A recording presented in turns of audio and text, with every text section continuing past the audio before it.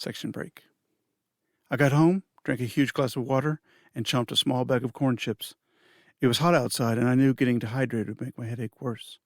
The pill took more of an edge off than I would have expected. I kicked up onto the couch and tried to lie still. The room spun, so I put one foot on the floor to anchor me. Managing to relax every muscle, I worked through my entire body until the only movement was the slow rise and fall of my chest as I breathed. Section break. A brilliant green field flows around me, with white miniature daisy-like flowers dotting across the hillside. I lie on my back under a giant oak tree, with broad spanning branches stretching out overhead. The leaves rustle softly and sway, letting tiny flecks of sunlight break free and glow around me. "How are you doing?" The voice comes from high up within the branches of the tree. A little freaked out. "Come talk to me." I want to make sure it's him. The recent series of dreams left me drained. I didn't trust this reality like before. The shadow at the top of the tree climbs down to the lowest branch. He jumps, landing beside me with a soft thud. "Hey, you!" He walks over near my feet so I can see him. His dark hair hangs long and partially hides his eyes as he looks down. His smile shines easy and warm, with small dimples at the corners of his mouth. He runs a hand through his hair, pulling it away from his eyes. They sparkle with a hazel color, and like his smile, beam genuine happiness. I sit up and wrap my arms around my knees. "David, I'm so glad you're here. My nightmares are worse." He sits across from me, mirroring my position, holding his knees, and focuses, waiting for me to say whatever I want. "Go ahead, shoot." I tell him about all the dreams I've been having, and the latest one today in Spanish class. Absorbed, he brings his hand up to his chin as if concentrating deep on the information spilling out, and asks not one question. "That's about it," I say, and become quiet. David blinks, leans back on his hands, and gazes up into the tree. "Whew, that's a truckload." He looks at me, and then plucks a blade of grass, sitting upright and tears it lengthwise several times along the grain. "Got any ideas?" I ask. Nope, he responds. Nope? Nope? You gotta help me figure this out. First it's my dad looking at me funny. Now it's affecting my social. People stared at me today. I leaned toward him, opening my eyes wide for effect. Stared at me. As if crazy with some disease. I don't want to look at what they're posting about me online. "You're blurring the line," he says. "What?" "You're blurring the line between your awake self and your asleep self." "Yeah? And it's driving me crazy." "Exactly. That's the difference between the sane and the insane. The ability to distinguish between what is, quote, real and what is imaginary. It's what separates them. Lately, your line has lost its definition and has become, fuzzy." He places his hands on his knees. "So, I'm going nuts. The way some people might define it. But here, you're as sane as the next person. Who can blame you? All of this?" He raises his arms from his sides, looking around him. "I'm sure this looks as real as when you're awake.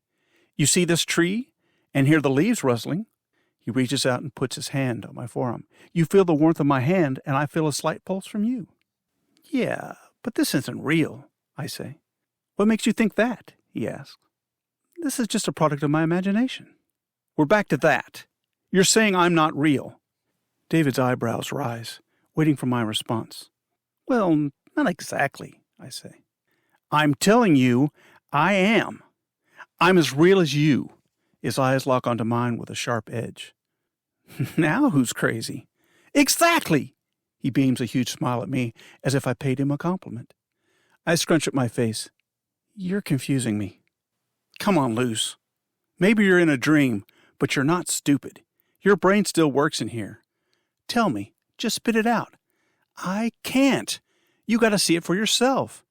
There are some things here that I can't help you with because it's your journey. I've got my journey to follow, but I'm not supposed to intrude on yours." David looks at his hands. It's as if he were guilty about something. "I can tell you one thing. You have to take control. Don't let these dreams get away from you. I've tried all the things I know to wake myself up, but it doesn't work. Sometimes I think you assume that because you're in this reality, you're a passenger. Tell me, you recognize what all this is, right?" He's pointing up to the huge tree we sit under.